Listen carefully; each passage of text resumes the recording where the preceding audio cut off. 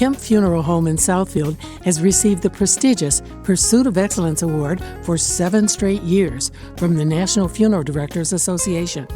Grief is difficult. We listen to make sure we meet your needs. We appreciate the trust that you have in us. In your time of need, we're always here for you. Kemp Funeral Home and Cremation Services. Call 248-702-KEMP.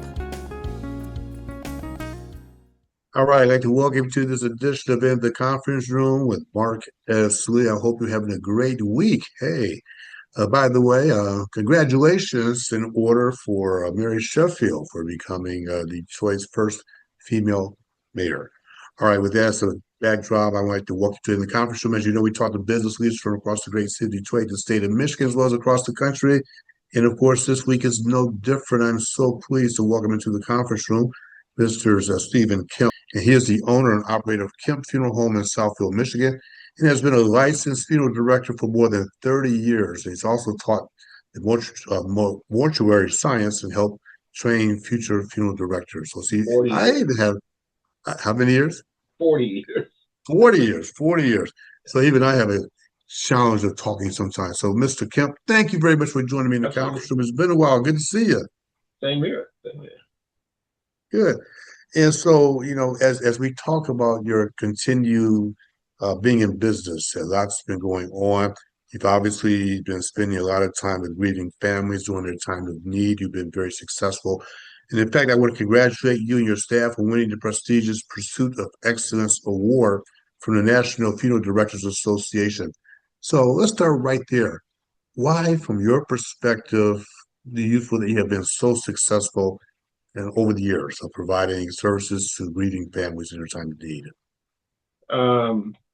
Well, first of all, let me say it's just not me. I have, we've accumulated a great staff. And they're, all of them are, most of them are licensed. And, what we try to do is be professional at all times. We have specialists. I send all my staff for continuing education. As a matter of fact, 2 of them just came back from Chicago for a 3-day conference with the National Funeral Directors Association. And this is all part of our Pursuit of Excellence Awards that we get this is now the 7th year that we've been awarded that. And that's all because of our continuing education, our involvement in the community, and our professional attributes. And what we do for the community, most of all, because we write that up once a year of things that we do the previous year and submit that to the National Funeral Directors Association for judgment for that award. And we're pleased to have it for the 7th year in a row. So. Yeah, and I also want to acknowledge your son. I believe he just received an award as well, didn't he? Your son?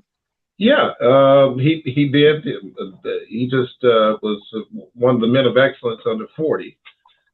40 under 40 for the Michigan Chronicle. He was just awarded that last month. We had a good time celebrating his achievement. For a Black male these days, that's a great thing. So, along with all the other colleagues. So. Yeah, so the legacy continues inside the family in terms of running the business and certainly the leadership. And another reason I will believe on winning that prestigious Pursuit of Excellence Award, I'm so glad to hear you acknowledge your team as well.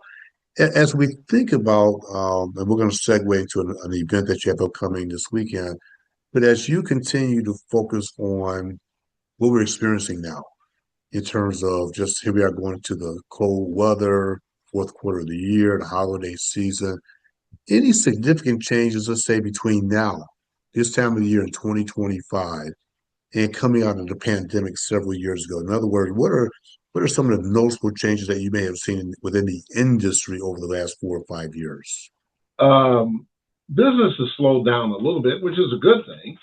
I think, obviously in 2020, part of 2021, because of accelerated deaths of COVID, things are going to smooth out. And at the end, because we had such a high rate 5 years ago, so the business is kind of slowed down and more steady now than it was in 2020.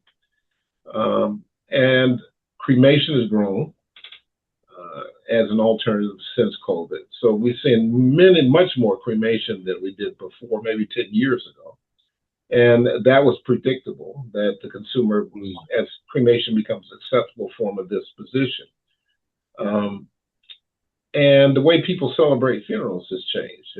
No more 3-day visitations. You have one day, then the next day is the service. And we've seen a lot more, even with cremation, we've seen a lot more funerals with cremation following, which is less expensive than burial because the cemetery plots have, again, everything's gone up since COVID. But cemetery plots really have gone way up, which kind of, I think, affects people's choice of doing cremation versus burial. And that's what we've seen, at least what I've seen in my practice over the last 5 years. I'm not the largest firm, don't want to be, but I've seen in my clientele that's pretty much what we're beginning to see is more abbreviated services and more kind of alternative services where people now may do a cremation, have a memorial service spring of next year or the birthday or some significant milestone in that family's history. So we're finding, in some of the unusual places, parks, bars, facilities, meeting facilities where people may have a celebration of life versus a regular funeral. And people are not going to church. That population is younger people. I don't see going to church or having their services in church. Mm-hmm. So another question of curiosity is coming. We're going into the holiday season. And do you typically see an increase after the holiday season of people certainly transitioning into the next phase? Sure. Business has always been in the Midwest here, in the fourth and first quarter are the busiest times for funeral directors. So the 6 months from October to March, with the busiest months being December and January because of the weather. And other factors I think occur. And then I've always noticed in my practice over the 40 years, the week between Christmas and New Year's, it seems to be the busiest. You get a lot of older people who die in nursing homes. And this is off empirical data, which I've seen just in my practice, but I've talked to a lot of other colleagues and they see that trend as well. And this is pretty much our busy seasons. During the summertime, I always attribute it to people eat less, they're outside, the sun's out. Yeah. You'd be surprised about how people's disposition affects their longevity, especially with seniors. Absolutely. So let's segue. I remember having you on my radio show. Mm-hmm. And you and I got into a conversation. It was a fun conversation about jazz. Do you remember that conversation? Yeah, because I always said you start off with Paul Hardcastle, the jazz man. Oh, there it is.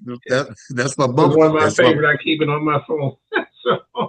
And that's the bumper music for the show as well. There's a Rainforest for Paul Hardcastle. Right. And you guys never does a concert, but we know who he is. We know who he is.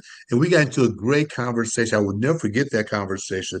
So I want to talk about what's happening this weekend. You had your fourth annual Art and Jazz show. Talk to us about the Art and Jazz show. How did it come about and what's the intended purpose? Well, it came about because my wife and I always enjoyed jazz. We've been doing that for years and years and years since we've met. And even before then, I was a big jazz fan. And, I wanted to, I've always been a little different kind of funeral director because I think the funeral home is not just for funerals. It's a community center. I think we've discussed before. Mm-hmm. I'm a real history buff and I look at the funeral director and their role in the civil rights movement and other places. And this kind of segues into meeting, having the community come together for an upbeat affair. And enjoying themselves for once in the funeral home. So, I always tell people my funeral home's not a little bit different because I don't have couches. I don't have the spooky lamps. There's lots of light in there. And, we redid the wall in the chapel so that it's really attractive. And we have new lighting and people seem to really enjoy. And we know we're blessed here in Michigan. We have great jazz artists. You know, we had Yeah. Kimmy Horn last year. We have a new vocalist this year, but we've always Ron Otis and friends. Who Ron and his family have been friends of mine, ours for years and years. And as you probably don't know or well know, that Ron is the drummer for Kemp. He is also the drummer for Jonathan Butler.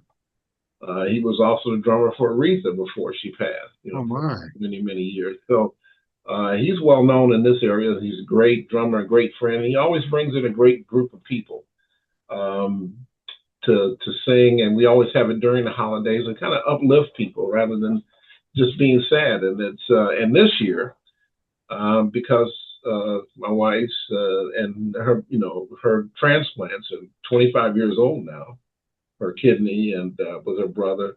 We're going to celebrate that and try to do a fundraiser for minority organ transplants, which, you know, we're very, very active in the transplant community for African Americans and minorities to try to improve organ and donor in the areas because, you know, African Americans need them more than any, especially kidneys. So we're going to do a fundraiser for MOTEP, run by, as you probably well know, Reverend Ramona Chapman. Mhm. Mhm. And so this event, I understand, is it free or is there like charge for people to attend? Well, we asked for a donation this year. I Donation. mean, it's you know, it's pretty much free, but we asked for a donation given to MOTEP so that certainly you know, people can look at Eventbrite and look at our website or come in person. And all the proceeds and along with our donation, we're going to go straight to MOTEP. And all the, you know, we kind of have taken care of all the costs. But you know, we'll have food and the artists there.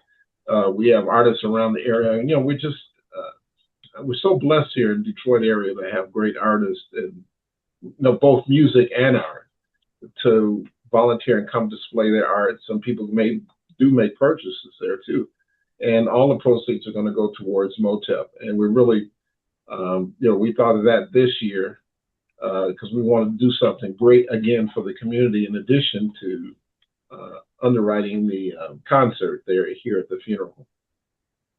So just a point of clarification, so people can come and obviously listen to jazz. Correct, Will absolutely. there, and they can also, you said there will be art displayed as well throughout the Yeah, that's evening. early on, and food, and you know, we'll have hors d'oeuvres and everything in there for folks who come early. So. As we begin to wrap up, who are some of the artists one more time? Give us the some of the artists that people can expect to hear from, and also the time and the date and the location as we wrap up. Sure. The time is on Sunday, November 9th, starting at 3 p.m. For more information, you can look at our website at www.kempfuneralhome.com. And some of the artists that were there is Priscilla Pfeiffer, who's very well known in the area. And I forget some of the other artists, and she's invited maybe 5 or 6 other artists who've come who are well known in the area, going to display their works like they did the last 4 years. And we've been very, very successful at that. And you know, we just like to invite the entire community to come out and celebrate with us. Yeah. In addition to my wife's 25th anniversary of her transplant and 20th, actually 24th anniversary of her pancreas. So she's been blessed. You know, if it had not been for those transplants, she may not have been here today. So I think that's Excellent. a great thing. Well, as we close, let me say this. I've known you now for several years. Your commitment to the community, obviously from yourself and your family, your business is awesome. We appreciate all that you do here in the Detroit area. I know this is going to be very successful and encourage everybody to get out there this Sunday, November 9th, for some good jazz. 24525, right? Evergreen Road here in Southfield. So I Give forgot me the address one more time. It's 24585 Evergreen Road, right at 10 Mile, right here in Southfield, 48075. I forgot to give you the address. Sorry, Mark. Well, we would encourage everybody to get out and enjoy some good music, some good food, Absolutely. And some you too, good Mark. company, and some good artwork as well. They do it. They do it the best. Yes, The sir. family, the business does the absolute best. Stephen Kemp Sr., I want to thank you very much for joining me in the conference room. It's always a pleasure. My pleasure. Thank you. And for all of you, thank you for tuning in to this week's conference room. We will check you out next time. We're in the conference room with Mark S. Lee. For all, make it a great day, make it a great week, and we'll talk to you soon. Take care, everyone.